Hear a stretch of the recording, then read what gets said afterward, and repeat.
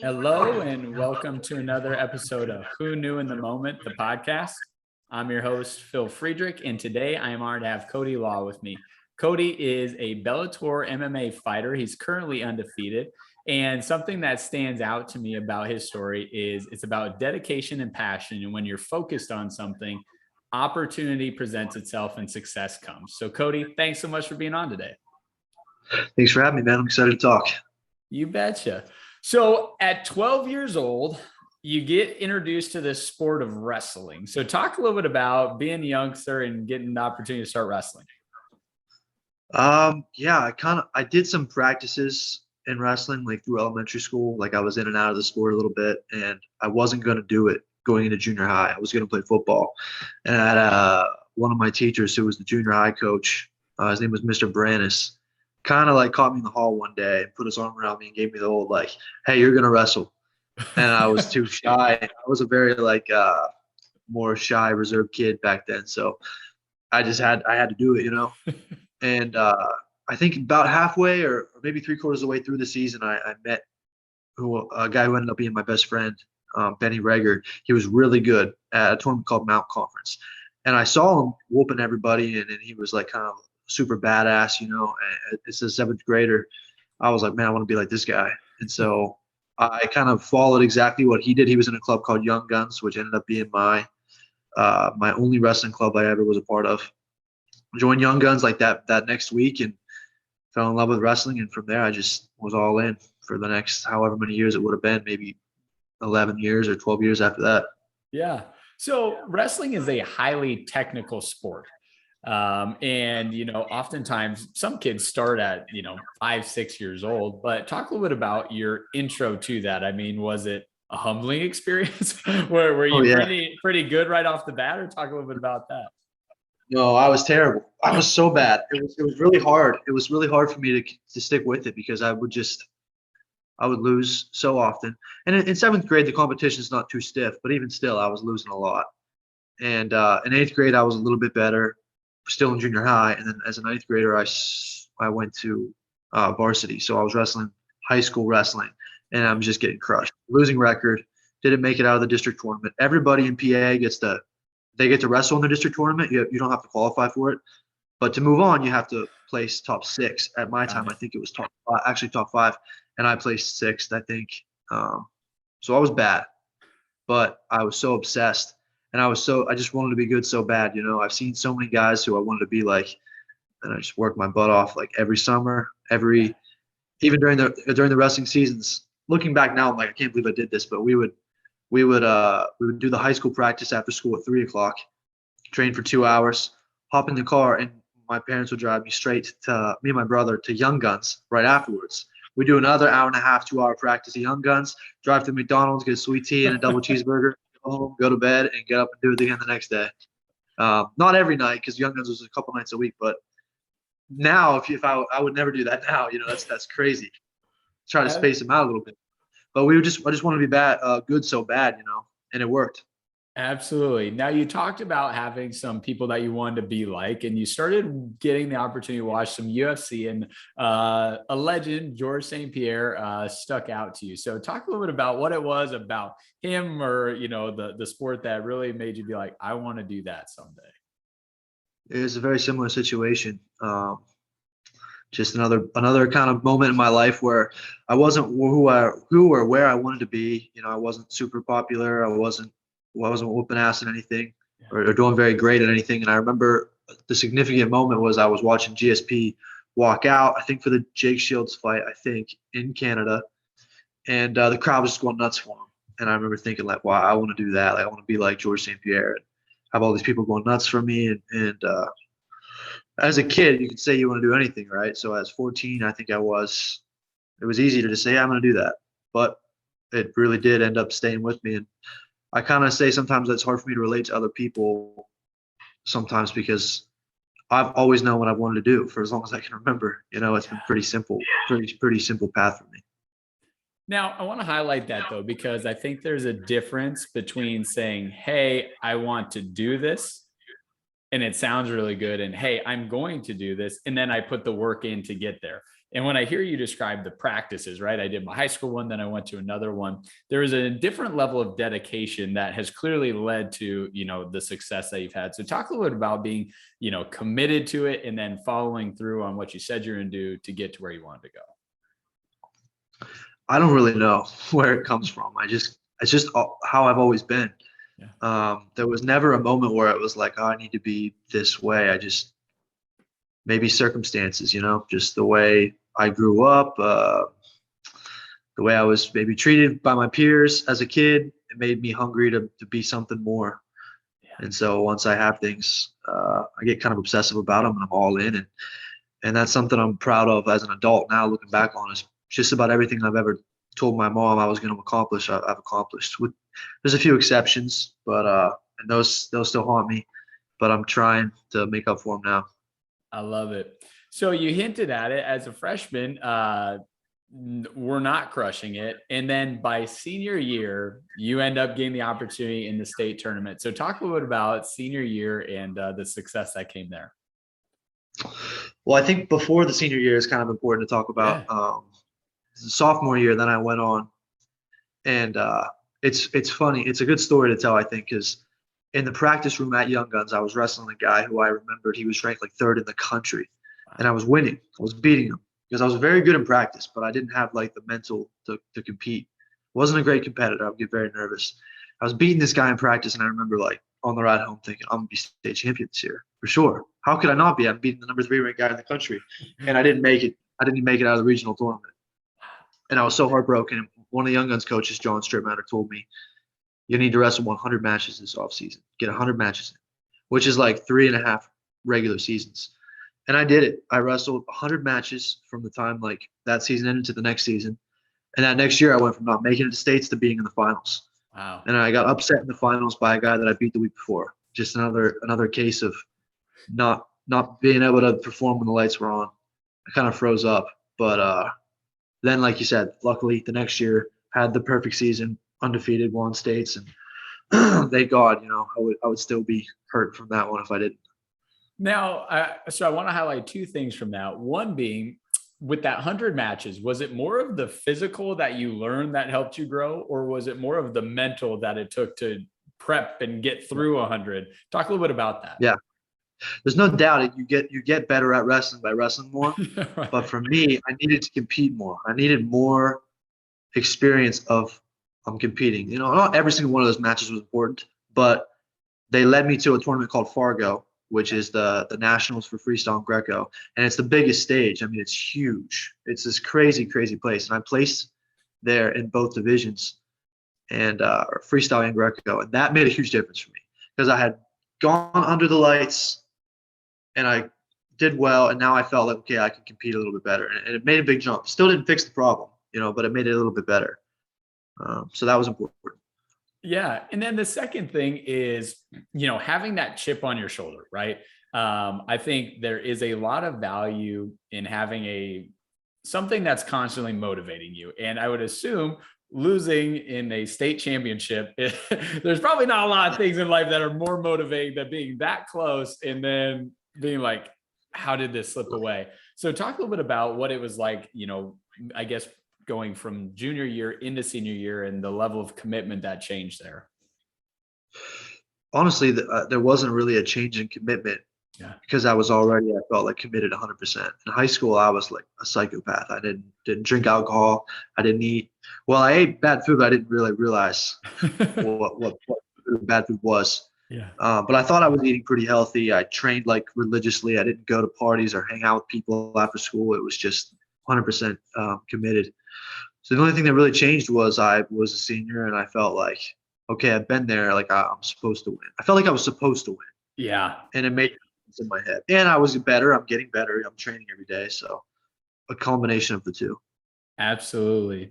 So as you have this success in high school, you get recognition from colleges and you go to the powerhouse of all powerhouses, which is the Big Ten, right? And you start with Penn State. So talk a little bit about what led you to Penn State and why you end up picking there. Well, it was my dream at a certain point. Once like Kale was there and started becoming a powerhouse, I thought that's the school I want to wrestle at. Didn't know it was realistic for me, or didn't know it was an option until kind of closer to the decision time. My high school coach had always also wrestled there, Jake Strayer, and when they offered me to come and wrestle at the school, of course I was going to say yes. Absolutely. So as you get there, that leap from high school to college is just a different beast, right? Doesn't matter what sport it is. Once again, I was basketball, but I'm sure in wrestling, it's more physical and, they've got even more experience. So talk a little bit about, your transition into college and competing there. Yeah, I mean, obviously it was tough. I'm a 18-year-old, just out of high school kid wrestling the best wrestlers in the country, and I'm getting crushed by like the third string guy. My first day, the third string guy in my weight class is crushing me, and I'm thinking, man, maybe this isn't for me. Yeah. Maybe I'm not going to make it. And ultimately, I got better. It was still tough, but Penn State's one of those moments that now, as a 27-year-old, I look back on and I learned a lot from, because not only did I learn a lot there from them directly, but I also learned like why I didn't succeed there, and it's ultimately on me. That was a time in my life where I wasn't 100% committed. As a freshman in college, there's a lot of distractions that you have never experienced before. Yeah. And, it was tough, and I regret that I didn't give everything, like that I wasn't my best self, but I'm also glad that it happened in a weird way, because it led me to where I am right now, and I'm very happy. Yeah. So talk a little bit about the decision to transfer. And once again, to your point, that's hard. You're part of a team, right? Typically teammates don't want you to leave. Coaches usually aren't excited when a recruit that they brought in leaves, but talk about just knowing, hey, I think this is in my best interest in that decision. Yeah, I think it was my midway through my sophomore year at that point, and I had kind of been suggested to move up a weight class, and it definitely wasn't the right weight class for me. And I wasn't having fun. I was at a point where I didn't really even enjoy wrestling that much. I was going into practice and kind of dreading it, which sucked, because like at that time I'm thinking, this is the sport that I've loved for like so many years. It's my whole identity is around the sport. Yeah. Now I don't really like it. Like, what's happening here? And obviously I wasn't super successful, and a lot of combination of personal things went into it. And then I had, in the back of my head, I knew I could transfer to Pitt Johnstown, which was 5 minutes from my home in Johnstown. I could live at home again with my family. Maybe things would be a little bit better for me there. And I just decided that maybe that was the best thing for me. And it was tough. I didn't even tell most of my teammates that I was leaving. I just was so embarrassed, until after I was gone did we actually talk about it. But tough time, 20 years old. I think I was 20 years old, and it was difficult, but it was the right decision for me. Yeah. So as you transition there, kind of right off the bat, you start to have great success. And talk a little bit about, the new environment and just reinvigorating that excitement and love for wrestling again. Yeah, well, new environment helps. You're excited. You got a new group of guys to wrestle with, and school was a little bit easier. I was trying to do bio at Penn State. That was stressing me out. So it was a little bit easier. Changed majors to psychology, and I was living at home. It's a lot easier whenever you have your mom taking care of you a little bit. And my coach Bakura is the greatest guy ever. He's like my dad, and he believed in me from the jump, which kind of it's all mental in the sport of wrestling and fighting. But him believing in me just changed things so much for me, and I think I got a lot better without getting better at wrestling. You know, and I was ineligible from transferring, so the first semester that I was there, it was just hanging out. Like, school was a little easier, just going to practice every day and mess around. You know what I mean? Try to whoop up on some guys, and it was really fun for me versus the stress of cutting weight, biology, chemistry classes. Trying to start having to compete. It was just kind of a stress-free opportunity for me to reintroduce myself back into loving the sport. Yeah. So talk a little bit about that. Having somebody believe in you, maybe sometimes at moments in your life where you don't believe in yourself, or maybe they believe something's bigger for you than what you can even see for yourself. So talk a little bit about that. It sounds like your coach definitely was that for you. Yeah, he was. He even to this day, he's still that guy. If he tells me anything, I take it to heart. Hmm. But it's really pretty simple. He just really believed in me right away, and that made me in turn feel like, well, I can do anything I want. I am really good at wrestling, and changed the way I wrestle. I went from a guy who wrestled to not lose bad, to hand fight really hard, keep the match close, and maybe at the end I'll pull out a nice takedown and win 3-2. I went from that to a guy who believed that I could tech fall people and just started going after it. And lo and behold, I started really, wrestling a lot better. Absolutely. And you ended up being a national champion and a two-time All-American. Yeah. Yeah. That's a Should have been big a deal. two-time champion. It's still, that's one of the ones that hurts. I slipped up my junior year and had one loss. And unfortunately that loss was at nationals and went through a tough time. I lost, and at the tournament, I blew my pec muscle off the bone. So I was out for 6 months. So you just lost, and all you want to do is get back to work and redeem yourself. And I've got a doctor telling me, I still remember the guy who was putting me under. I said, I'm going to take 6 months off because that's how long this recovery is, and be back just in time for the next year's season. And he said, no, you won't be wrestling next year. I was like, what do you mean? He's like, you should just sit out next year and give it a whole year and come back, come back for a 6th year of college. And I was like, I'm not doing that. But I didn't. I came back and it was tough. My first match back was really hard. I hadn't done anything, let alone wrestled, in 6 months. So it took me 3 months of the season to get back into the swing of things. But in the end, I was able to peak when it mattered, win the nationals. So talk a little bit about that senior year. I think it's one thing when maybe you've never wrestled against certain guys before, or you haven't weren't in the conference the year before, right? You're kind of that new guy. But when you made it far in nationals, the next year, then every time up, someone's going to give you their absolute best, right? You think about people dislike the top of the top, and they know every time, hey, I'm going to give you my absolute best. So talk a little bit about that next year and just the way you had to mentally prepare for each wrestling match. Yeah, it was a difficult year, man. It's kind of ironic. My junior year was the best season I've ever had in wrestling ever. It was my most successful season. I was having such an easy time, and I end up not winning the tournament at the end of the year. Mm-hmm. My senior year was the most difficult season, and I end up winning the tournament. It just kind of shows that being a little battle tested and having a lot of adversity can be a good thing. My senior year was I was struggling with body issues, because I had lost so much muscle from being out with my pec. Yeah. And so I was a little bit fat, a little bit less muscle, and trying to be positive in your own head about how you look. And then I'm not wrestling so great. And now people know who I am, and they also have seen me lose once, so they think, oh, we can get this guy. And it took a lot, but I had a lot of good people that helped me, that I was able to lean on, that helped me get through the tough moments. And then, right around New Year's, mid-January, I started turning things around, and all of a sudden I was back to where I was the year before, and it happened when it was supposed to happen. Yes. Now, you talked about how at Penn State, they really worked with you guys on visualization and writing down goals and things like that. Talk a little bit about the mental side of wrestling and just, what maybe a pre-match routine looks like for you, or what it did then. Yeah, I mean, wrestling is all mental. It's like you train and you're physically prepared, but most of it's mental. Like I said, there's so many guys that you're like myself included, who was so good in practice, and then you would never know that was the same guy in the match. But visualization was a big thing I learned, and I still use it today for fighting. Before a match, I don't really know.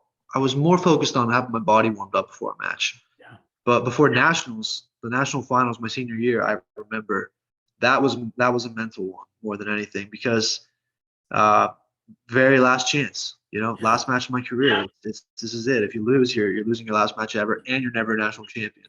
So I remember walking back and forth in the hallway before the match, just talking to myself, you're the best. I'm the best. I'm national champion. Back and forth for 30 minutes till it was time. That's one pre-match I'll never forget. I love it. So thank goodness you made the transfer, because while you're there, you get the opportunity to meet a Coach Greeley, and he has some connections for you, which after graduation lead to be pivotal. So talk a little bit about kind of the connection to connection, which ends up leading us to getting into the MMA space.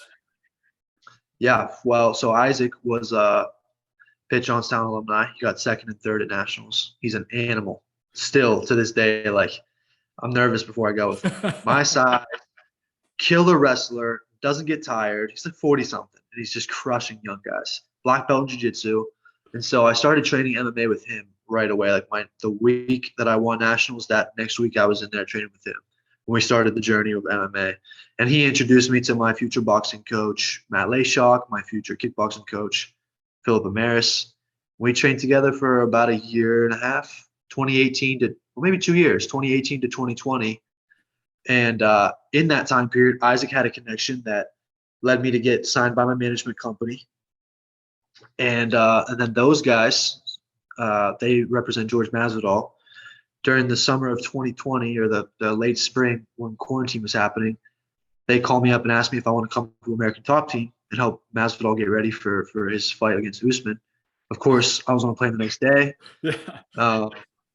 So then I get down to American Top Team and I got a place to stay. Hey, we want you to stay. Like, you can train here full time. And kind of the rest is history. But through my decision to transfer to UPJ, all of this was possible. Meeting Isaac, meeting my other coaches, meeting the middleman that between Isaac that led me to my management bringing me to George, to ATT, and now I live down here and living my dream. It's crazy because as a 20 or a 19-year-old, I thought it was the end of the world that I was leaving Penn State. My life was pretty much over, you know. Yeah. And looking back, leaving led me to where I am right now.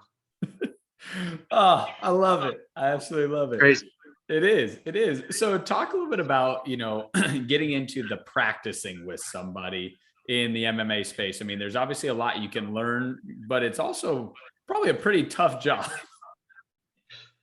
Yeah, it's tough. I mean, it's a very demanding sport. It's hard on your body and you get lots of lumps and bruises, but I try really hard to be good at defense. I don't get hit very much. God bless, I want to have a healthy body someday and, know where I'm at all the time and have a healthy brain. So, but it's tough. It's tough, but we have great partners out here and most of the guys that I go with take care of you. We like the guys who don't train crazy hard kind of gravitate towards one another because they know we'll take care of each other. We're not going to take each other out in practice. And the sport in general is moving in that direction, I think, where guys are more aware of, like, you can't get in the gym and knock each other out every day or you're not going to go very far. Right. So leading into your first, Bellator fight, first MMA fight, I can only imagine the just sheer amount of like emotions and just feelings that are going on. Talk a little bit about that first fight and, leading up to it, and then obviously the result of it. Yeah, believe it or not, it was the least nervous I've ever been in my life. It's very, very psychotic. It's like very serial killer-esque. I don't understand because I was plagued with nerve issues my whole life. And then here I am, I'm making my pro debut, not just for fighting in general, but I'm fighting in Bellator for my first pro fight. Yeah. And whenever it was time and I was like getting into the cage and they're announcing us, I was like, oh, there's something wrong with me? Like, I don't feel anything. Zero, not excitement, not nerves, just blank. Yeah. And I felt that way every fight since. It's really weird. I think I've kind of conquered my emotions, because my first amateur fight, I was shitting myself. I was very nervous. I was very, very nervous. I've never been in a fight in my life. Yeah. And I thought, and a whole bunch of my people showed up. It was in Pittsburgh. It was outside near like water. And all these people I knew were there. And I'm thinking, man, what if I'm not good at fighting and get beat up in front of all my friends? But the pro fights, I've not been nervous once. It's been good. I love that. So, everyone has a different style, right? Every type of fighter has a different style. And I think, it's Mike Tyson's quote, everyone has a strategy until they get punched in the face. And then it's like, go time. Talk a little bit about, being able to have your strategy, but also just, be able to be in the moment, in the fight, and just keeping composure. Yeah, I think for me, all that's kind of not the case necessarily. I think what you practice every day, what I practice every day becomes a program, This reaction is programmed into me. So when I go out there, it's less, okay, we're going to do this, and I'm going to do this, and he's going to do this, I'm going to do this, and more just autopilot. I'm moving and doing my thing. And whatever action happens, I have a reaction programmed into me, and I just do it. I think that's why I'm able to kind of do so well early on. I don't have to think very much out there. Yeah. So you end up fighting or having 5 fights in 12 months.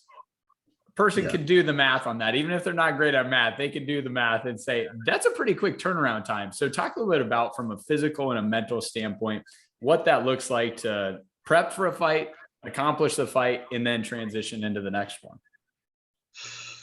Yeah. Well, the most difficult thing, I think, is the weight.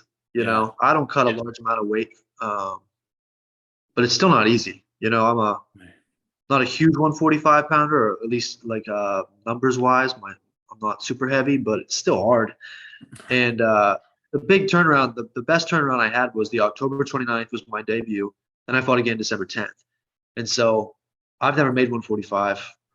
So my first time making it was like I was really dieting very hard, and kind of sucked. Gave me a bit of an eating disorder in a sense, to where as soon as the fight was over, I was just, for that week afterwards, just eating as much as I possibly could. Like every meal was my last meal. So for breakfast, I'm having these enormous meals of just kind of bullshit.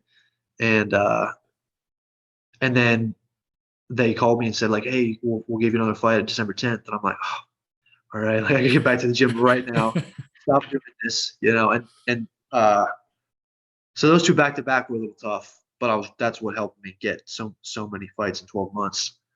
And then each fight I've gotten better with it. I've realized, okay, like I know how to get my weight down now. And after the fight, I can enjoy this a little bit, but I have to, each fight I'm enjoying less and less post fight, and just getting more professional with things. Absolutely.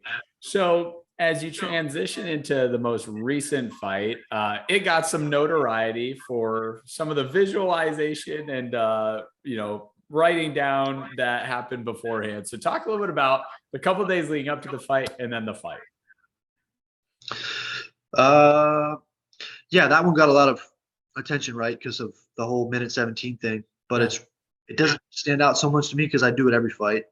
Obviously, I've never hit it right on the head before, but it's been a routine of mine for a long time. And I have a notebook that I keep, not every day, but a lot of days I get up and write down 3, 4, 5 things that I'm grateful for, and a couple of things that I want to happen as if they've already happened. And a lot of things come true. I really believe in this kind of style of whatever the power is, it's working for me. So I'm going to keep doing it. And now it's going to be weird. I think the next fight, now everyone's going to be like, okay, like what's the time? Like, what's it going to be? And of course it's not going to happen. You know what I mean? I'm not going to be like, okay, round 2, 2 minutes and 30 seconds. Cause I don't think that's how it works. Right. I don't think it works whenever people are like, okay, tell us how it's going to be. 220, and now it just happens. I think it works whenever it's just a genuine, sincere moment of like, you're thinking about it, you write it down, you push it away and you forget about it. Cause I forgot the time for that last fight. I don't remember what I wrote down before the fight. I just wrote it down on Monday or Tuesday night, whatever, and forget about it, go out there, fight after the fact. Oh, it was minute 17. That's amazing. But next time it probably won't happen just like that. We'll see though. Yeah, well, and you saw that with Conor McGregor when he called it, and everyone after the fact is like, "Oh, he called that." And to your point, well, I kind of do a similar thing every time, and this one just happened to go the exact way that it did, right? I mean, yeah, there's definitely power. I definitely think that it's no coincidence. Yes. I think that there's something real happening there, but I also think like, can't expect to do that every time. And when you don't, people will be like, see, it's bullshit, but that's just the way people are. Yes. What are you going to do? Absolutely.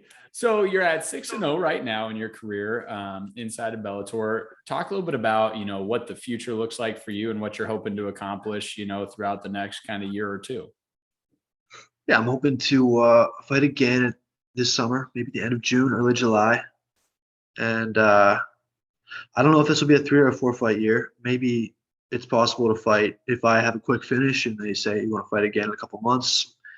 Maybe 2 more fights after that, maybe not. But at least 2 more, a summer and a fall, winter to fight. And then I'd expect that 2023 will be like a pretty high intensity year, fighting the top 5 guys and fight for the belt maybe by the end of 23.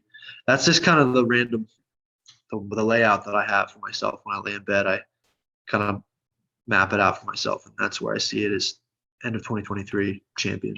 Yeah. Now, between you and your coach, how does it work? So, right, first fight, probably don't have a lot of selection of who we're fighting. It's just, hey, when you get the opportunity, you answer the call, you go do it. But I would imagine, being 6 fights in, about to be 7, you probably start to get a little bit of, let's try and pursue this fight versus this fight, or we have a list of guys we'd want to go against. How do you guys kind of come up with that, and how does that work with Bellator and how you end up matching up?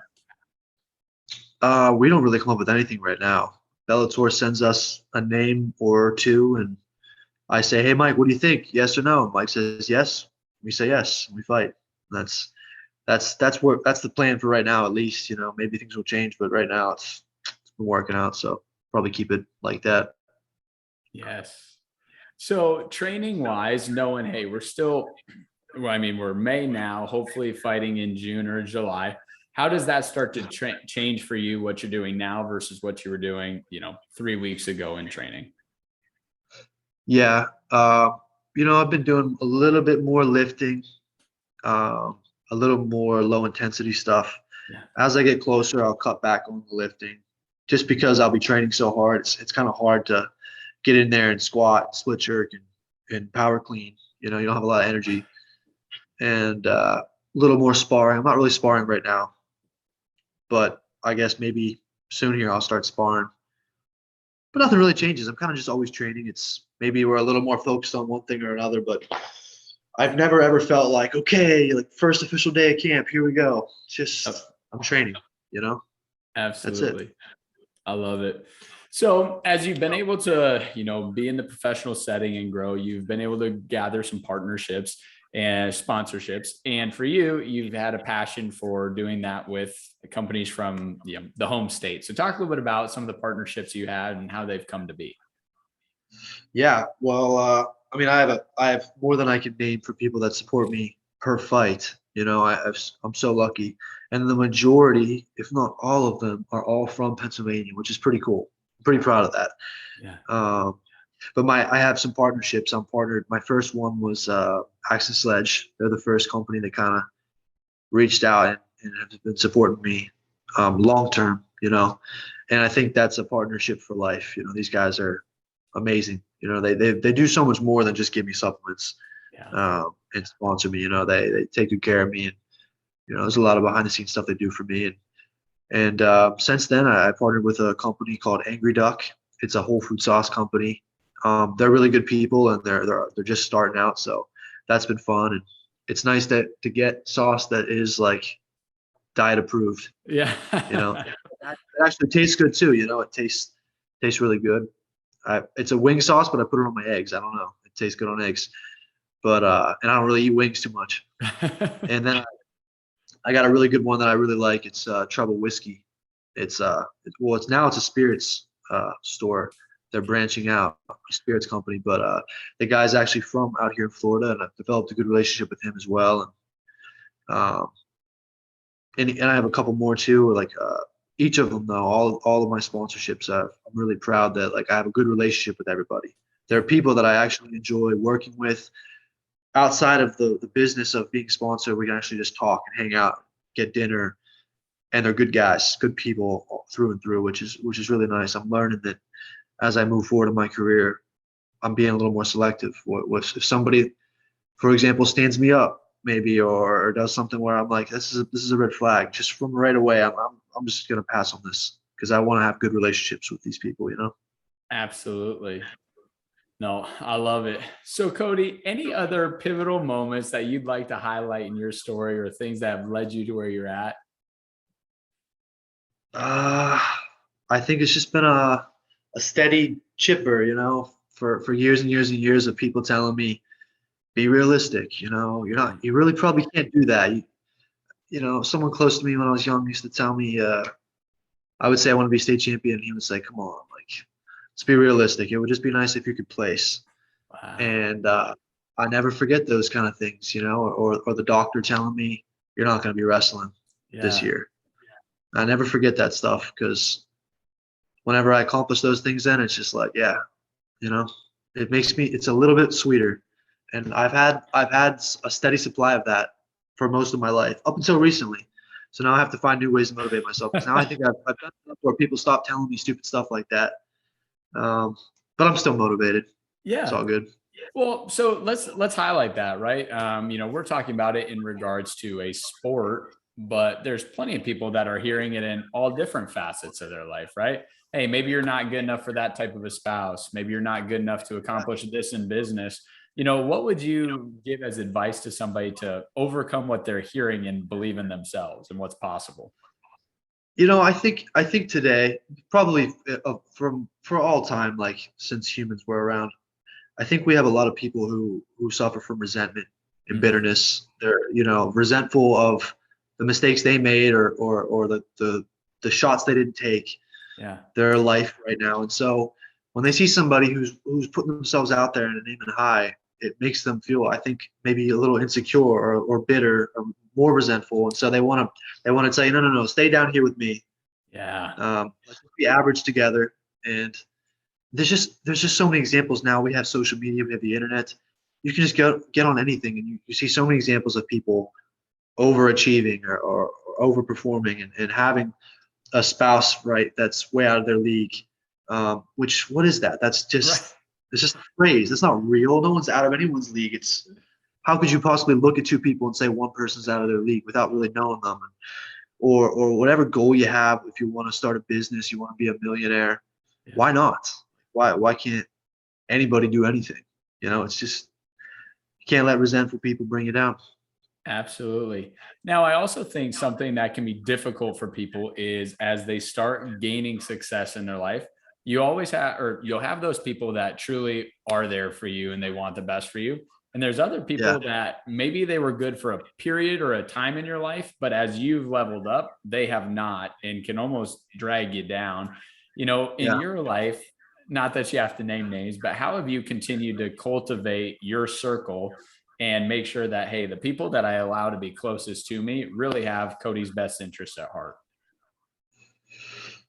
Yeah, I mean, it's a work in progress. I'm relatively new to all Yeah. this, but I mean, I think I'm a pretty good judge of these things. I can tell when somebody's intentions are organic or not. If someone I haven't heard from a while is starting to talk to me all the time, now that things are going really well, it's usually a pretty good sign. Yeah.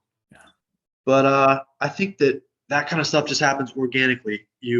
As you're growing, if other people around you aren't growing, they feel it, you feel it, you kind of just distance, and it's nothing personal a lot of times. I mean, sometimes it is. Sometimes people don't have your best interests, but the opposite. Yeah. But I also think you're just looking out for yourself. There's something like called the rule of five. I read in a book Yeah. where they say like you are the sum of the five people you spend the most time with, right? So you gotta you gotta look out for number one, right? Or you can't take care of the people you love. So you just kind of let those people fall off, I guess. Absolutely. Well, Cody, I want to say thanks so much for sharing your story and all the pivotal moments that have led you to where you're at. I mean, to your point, when I was 19, 20 years old, I was leaving Penn State. I thought, man, this could be the end, right? And that Yeah. led to a phenomenal opportunity with amazing connections, which has helped get you to the point you're at today. But can't wait to continue to follow your journey and all the success you're going to have. You just got to promise me that after you win the belt next year and you're, 11-0, you'll come back on the show and we'll talk about the pivotal moments that have led to that.